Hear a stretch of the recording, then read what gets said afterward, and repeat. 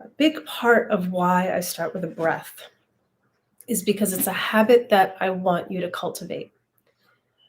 The second, if you just check out, experiment with your own body. What happened when you took that breath? I know for me, I relaxed. I noticed more, right? And I became a little bit more centered, a little bit more grounded, right? That's the power. When you're grounded, when you're centered, you're in power, not of anything else, but of yourself. And it only takes one breath. So the practice is to continually come back to that breath, right? Start everything. You're brushing your teeth, take a breath, right? Having a sip of tea, first take a breath. You're picking up your phone, take a breath. Use everything as an opportunity to become more embodied in yourself. Okay? Then it becomes a practice. And once something is a practice and a habit, once something is a practice, then it can become a habit. Right? And that's the real goal of this work, that you're habitually embodied. You're habitually present. And what eventually comes from that is trust. And that's what we're going to talk about today. That's going to be the main topic today, is trust. But before we get into that, my biggest reminder, this is a physical practice, not a mental one. Meditation is physical, not body, not mental. You still the body, not the mind. The mind will follow. Let yourself become physically very still right now. Make sure you're seated strong in your sit bones. Your feet are flat on the floor. Your spine is strong. Now let yourself become physically very still.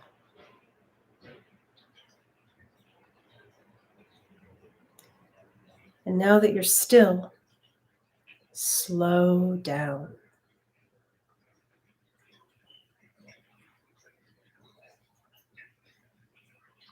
Become very, very slow.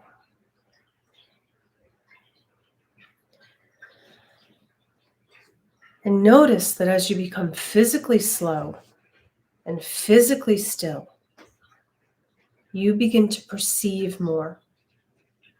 You notice more. You're more aware. Experiment with yourself. See what happens as you become physically still and solid and as you slow down. Now that you're still and slow, relax. Tension is resistance. Tension is a barrier. We limit our perception when we're tense. That's often a very good and smart thing that the body does, to become tense and resistant, because if you're in a state of nervousness or shock or harm, you want to be able to focus on the thing that's a threat at the moment, and external other information would overload your senses and not be helpful. But in these periods, when we're practicing awareness, when we're practicing something like trust, right? When you're in your body, when you're seated and you're just breathing, then you can really practice relaxing. And as you practice relaxing, you'll notice that you do perceive more. So again, this is a physical practice, not a mental one. You want to trust more? It's a physical practice, not a mental one. So again, take a deep breath. And as you exhale, relax. Become physically very still. Again, you do not still the mind. You can't. You still the body. Become physically still. Slow down. Then just breathe. Go into the silence.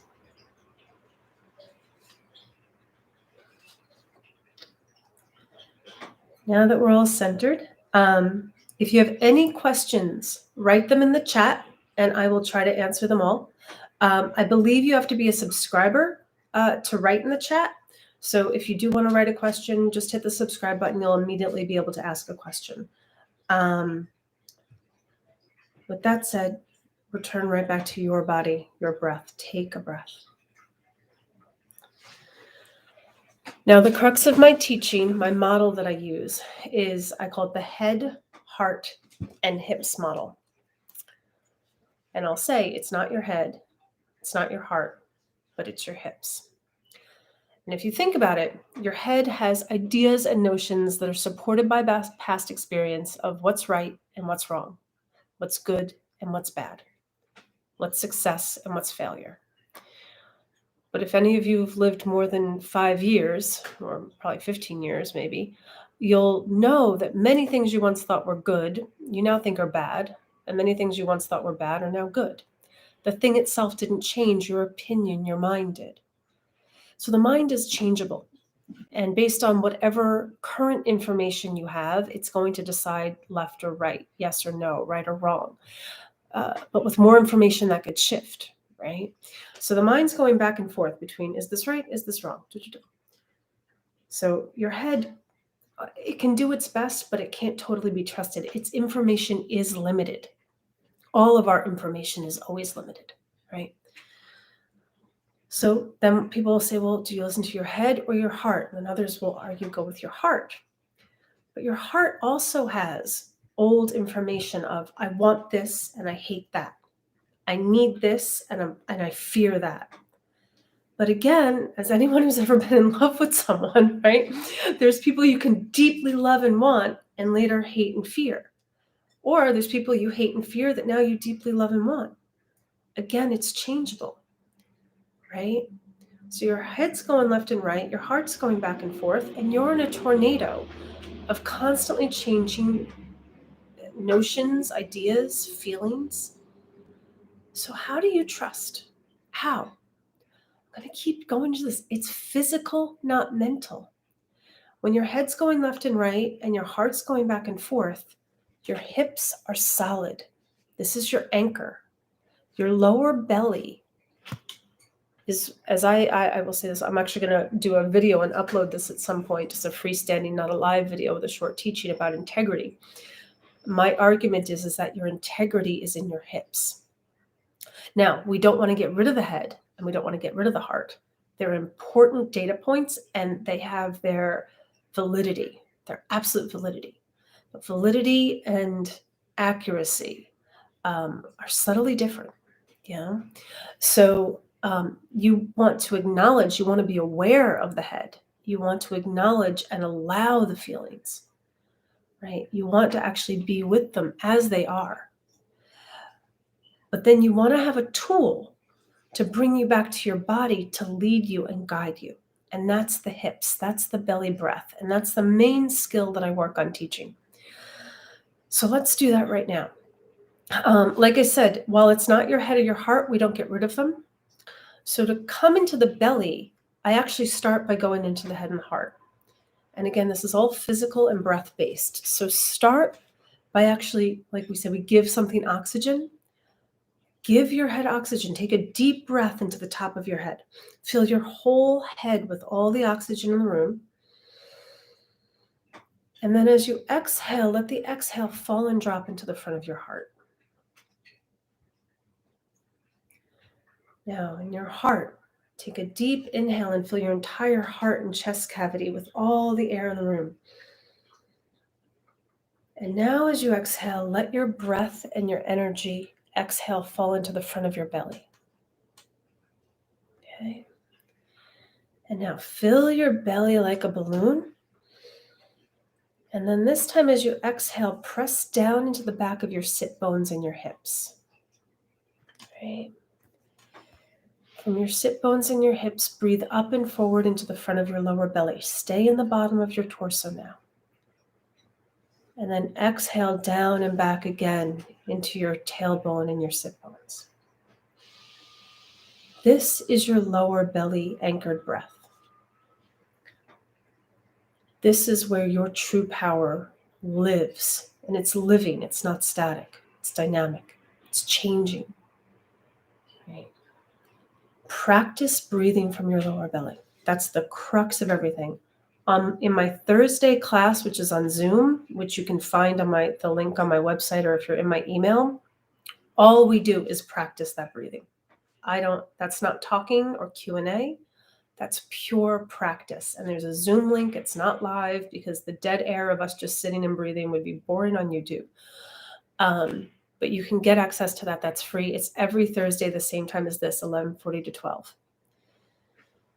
And that's where we'll practice this skill. But for now, you can just know it and get a feeling for it. If you want to practice it and hone it, join us on Thursdays.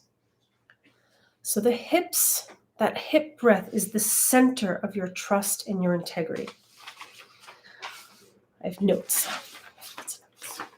So if you see me looking down, I'm checking my notes. So what is trust? What is trust? I have 2 readings that we're going to use this week. I don't have an app yet, so I have to actually hold this up to the screen, but I also wrote it in my notes, so you guys can hopefully read it. We're going to look at this. Now, the line, and this is from the Tao Te Ching, the Stephen Mitchell translation, chapter 49 of the Tao, the 3rd stanza. She trusts people who are trustworthy. She also trusts people who aren't trustworthy. This is true trust. I like to read this in another way as well, and you might be able to see it the way I've circled it there. I actually hope that you guys can see this. I can't see what I'm showing you. Where it says people, that's also yourself. She trusts herself when she is trustworthy. She also trusts herself when she isn't trustworthy. This is true trust. So I would imagine if you're watching this, you got my email, because how else would you know that I'm live right now? And if you read the email that went out announcing this class, I mentioned more than once that I'm nervous. And there was a reason I mentioned it, and I was very clear about it. Nervousness is a skill. When I was younger, I actually very rarely got nervous. I was very confident, right? Because I hadn't learned how to trust my nerves yet, right? Now that I'm actually, over 25 years of a serious Zen meditator, I'm a lay monk. I started practicing in 1998. I took my vows in 2012. Now that this practice is a part of my life, I can sincerely trust those things that I used to feel I had to suppress and control. But that suppression and control was intelligent.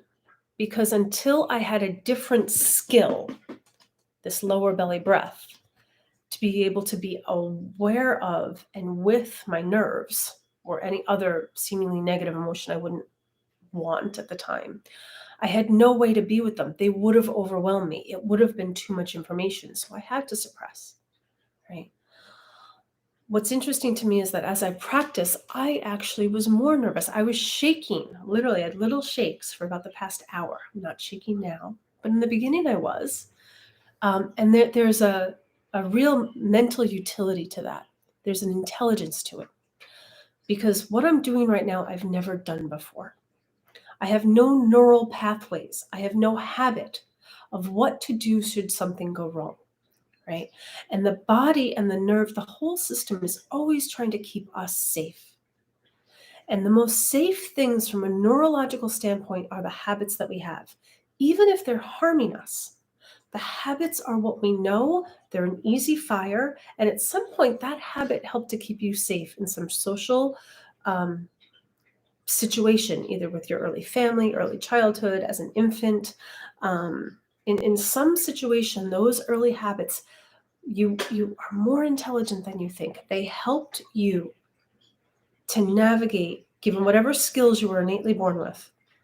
Those habits helped you navigate and keep yourself safe. And you will use them, and you have to default to them until you build other skills. And that's what all of my teaching is about, building other skills. And here's the good news. They're physical skills that anyone can build. Just like a guitar, playing a video game, dancing. Every skill is buildable with just repetition. That's why we'll actually do the real practice on Thursday, and I hope you can join us. But this is trust, right? So it says, she trusts people who aren't trustworthy. She trusts herself when she's untrustworthy, right? It's one thing to trust when everything's like rainbows and butterflies. But when you're shaking and nervous, or you're crying, or you're angry, can you trust that, right? That is true trust, right? And that's a lot of the work here, because as you begin to really come into your own embodiment and really trust everything that your body is doing, life becomes easier. Not because external life changes, it's because how you've learned to be with yourself and read and respond to existence has shifted. And that's the shift that is true power. That's true, and it's only within yourself, and it's not over yourself. That's fake suppression. Anyone can have power over themselves, and then eventually it erupts somehow else. True power is from yourself. It's with yourself, and that's what we're cultivating. So there's another line in chapter 17 of this book that I find very, very powerful. If you don't trust the people, you make them untrustworthy. And I have a note there, if you don't trust yourself, you make yourself untrustworthy.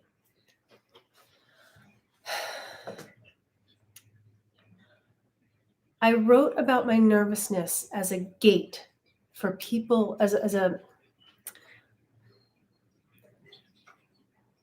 opening for people to trust their own nervousness, right? How can you use everything that you have, right? Now, if you think being a Zen meditator for 25 years is going to make you some peaceful, blissful, perfect creature, you can check it out. You can try, but it does not, right? Actually, you'll find that you become more of who you actually are, and you become progressively more comfortable with that, right? Bodhidharma, who is the first patriarch, the grandfather of Zen, he was what is kindly, as I can say it, known as a real jerk. He was a real jerk, and the more he practiced and became himself, he was known as this grouchy, awful human, right? Zen and meditation didn't make him into some peaceful, loving, like perfect being. But he was the grandfather of Zen and this powerful teacher because he completely and unwaveringly embodied himself as he is in this moment, full stop. And that self is changing. He trusted himself. He trusted his body. But he cultivated that. He was known, but before he really started teaching, he sat facing a wall for 9 years, right? He was a dedicated practitioner to get to that level of trust. So, is the trust you're talking about similar to acceptance? No, it is not. Thank you. That's a great question. It has acceptance. Here's how I would say it. If I live in the city, and if I'm standing waiting for like a taxi cab, right? I'm standing kind of in the middle of the road, and a car or a bike comes hurling at me, right? If I was to just accept it, it's going to hit me and run me over, right? No. It's being aware. Trust is being aware and allowing. I'm aware of the bike and I'm allowing that it's coming. And then I trust my body that says, get the hell out of the way, right? I trust my body reaction, right? So it's more of awareness, acute awareness, and space that you cultivate from this lower belly breath, right? When you're in your head all the time, you're going to go to logic. When you're in your heart all the time, you're going to go to emotion. And what's going to happen is you're going to clench up and tighten up, right? And there's utility to that. That's the freeze response, right? Sometimes very helpful, right? The thing is, you want to have a choice, right? Which response actually serves me best, right? And the way that you've habituated your responses is how you will respond, because we're nothing but habit. I hate to tell you, you as yourself do not exist. You are just a bunch of habits. So you're trusting your reaction. There's a little heart here that cuts off the word that you guys are writing. Is there a way for me to get that? There's like little emojis that I can respond to your questions with that are actually blocking your questions. Oh, that's better. So you're trusting your reaction. I think it says 2 things you're accepting. Yes. Now there is a difference though, because most of us are habituated with a mental or an emotional reaction. And that's what I talked about. Like sometimes that can change, right? And so the first skill to trust is actually building that embodiment, building that lower belly breath, because that doesn't get rid of the head of the heart. They're important data points. You know, they're valid. They're absolutely valid. But you want some space from them. Okay? This is a problem of our language. We say, I'm nervous, I'm angry, I'm hungry. I, Kirsten, am not hunger. I, Kirsten, am not nerves. I'm experiencing hunger. I'm experiencing nerves. Our language conflates our identity with the thing. So it can be really hard, especially if you're in your head and thinking about things, to separate yourself from the thing, because our language, the very source of our thoughts, conflates our identity with the thing, but you are not the thing. Like, I am not the bike coming at me, right? So when you're in your body and you've developed this habit, over time, you will get space from your thoughts and space from your emotions. It's then that the trust kind of can open up. So I use this one with my students all the time. So this is chapter 23 of the Tao. And I number them. It says, open yourself to the Tao. And in this way, I will call the Tao not knowing and connection. Deep connection, but deep not knowing, right? So you're deeply connected to your body. Open yourself to the unknown, to what's beyond your thinking and beyond your emotion. Then, not before then trust your natural responses and everything will fall into place. If you're habituated in responses that are driven by the head or the heart, I would still, to a certain extent, trust them if you can be cognizant that you're following them. Here's the thing, until you have that habit of awareness, you're just gonna trust it anyway, right? You're gonna do it anyway. This is why it says she trusts herself when she's not trustworthy. You start to trust everything. And then that's when things get really cool, right? Things might not seem great, but there's this deep trust in your body because you're seeing things as they're coming and going. I don't know if this is totally helpful, but I have something that I think will make this helpful. So this is the last reading for today. This is from Rumi. This is the poet, and this is the translation by Coleman Bark. And this is probably my favorite poem. It's called The Guest House. Now you will see I've crossed out 2 lines, and that is because I don't find them helpful because they're dealing with the future. And the problem with looking at the future is the second I'm thinking about the future, I've lost the now and I've abandoned myself. I'm only fully present to myself when I'm in my body.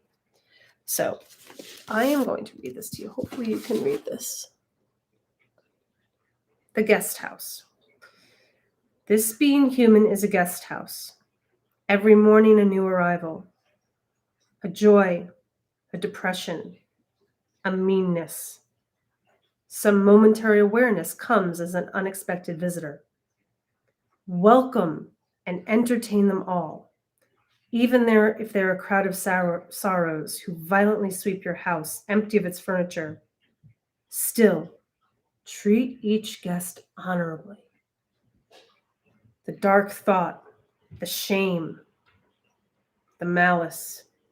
Meet them at the door laughing, smiling joyously. Invite them in. Be grateful for whoever comes because each has been sent as a guide from beyond.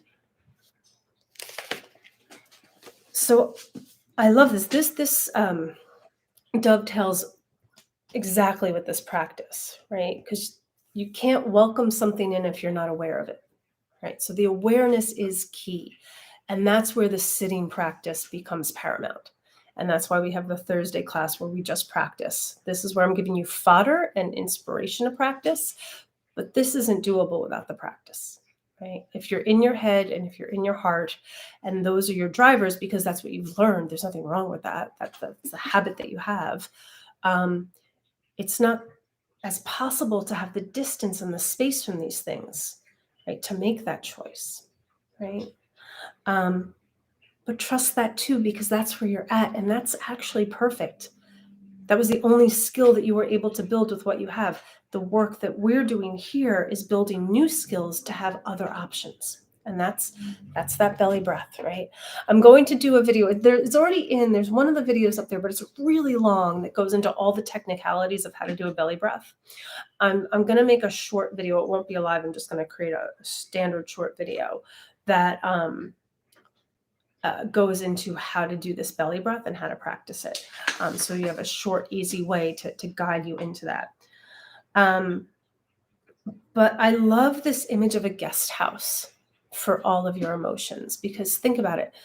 If I'm an innkeeper of like an old school, beautiful bed and breakfast, right? Before we had the internet and pre-booking, right? Whenever someone comes to my door, I want to welcome them in. Now, the thing about being a good host, it says, welcome and entertain them all. Entertain them. How do you entertain someone who comes to your door? Truly entertain them. Well, you could put on a show, but that might be annoying, right? Or that's about you, right? It's not about the guest.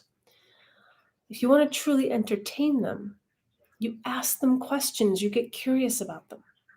You don't assume you know what they are about or what they are or where they're going. Your assumptions are actually the block to what they could offer. I mean, this is the story of the old haggard lady who comes and looks homeless and poor, turns out to be like a queen, right? You don't know who they are. And the importance here is when they come to your door, to your heart, to your head, to have that breath and body space to welcome them in and ask them questions. Can I take your bags? They might say no. Is there anything you need from me? They might say no. They might say, just leave me alone and let me be. Maybe I want a cup of tea. I want your attention. Is there anything you need me to know? Anything you'd like me to say or do? Right? These are the questions you begin to ask of the things that arise in yourself. Right? That's intimacy with yourself.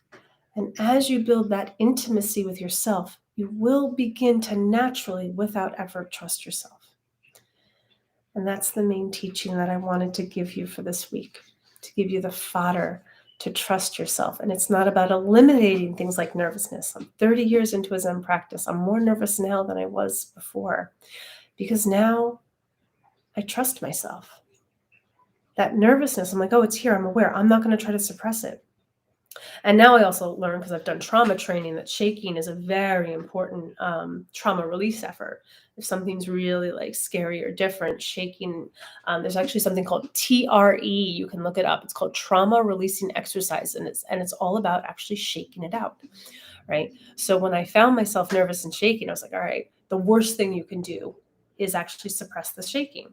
So I was like, all right, I'm just going to sit here, and made myself a cup of tea. And I was doing breathing exercises. I was going over my notes, and I was aware and allowing of the nerves, cognizant that I'm nervous because I've never done this before.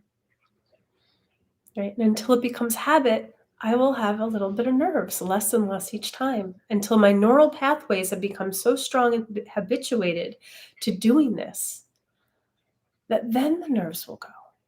The nerves are my gift, right? They're protecting me, all right? So that's the teaching, that's the fodder for today to start us off with, just this idea of opening the door to welcoming and allowing, to trust, right? Shame, malice, nervousness. Maybe not yet, but can you give them a little space, a little honor? Welcome and entertain them, treat them honorably.